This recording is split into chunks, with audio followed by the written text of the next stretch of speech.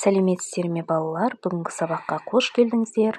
Бүгін біз сіздермен 11-ші сабақ жуан және жіңішке дауысты дыбыстар тақырыбын жалғастыратын боламыз.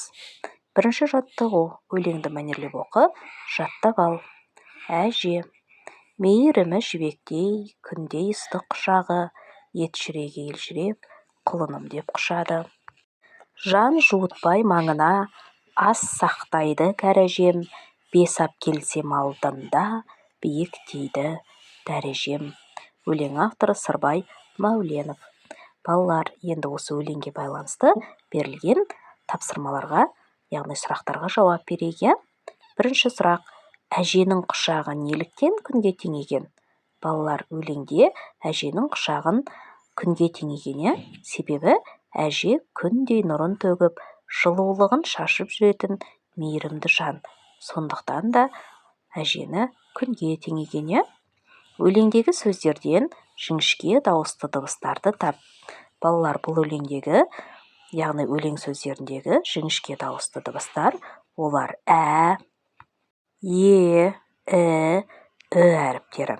Жалпы балалар, дауысты дыбыстардың өзін біз жіңішке және жуан деп екі топқа бөлеміз.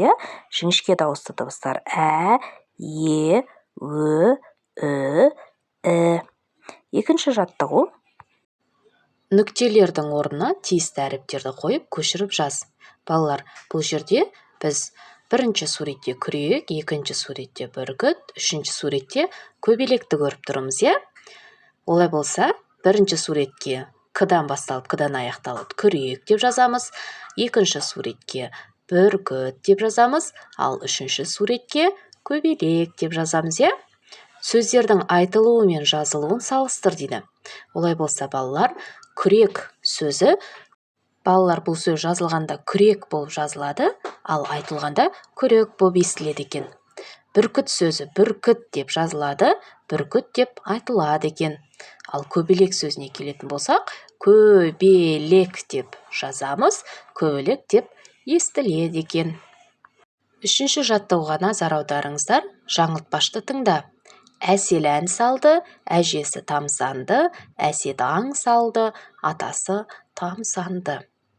Қай сөздерде жіңішке дауысты дыбыстар бар? Олай болса, балалар, мына бір сөздерде жіңішке дауысты дыбыстар бар екен. Әсел ән. Жаңылтпаштың бірінші жолында әсел және де ән сөздерінде жіңішке дауысты дыбыстар бар. Әжесі сөзінде, әсет сөзінде, мінекей осы бір сөздерде жіңішке дауысты дыбыстар бар екен. Осымен балалар, біздің бүгінгі сабағымыз аяқталды. Бүгінгі сабақта өте белсенді болған оқушыларға рахмет деймін. Келесі жаңа сабақта кездескенше сау саламатта болыңыздар.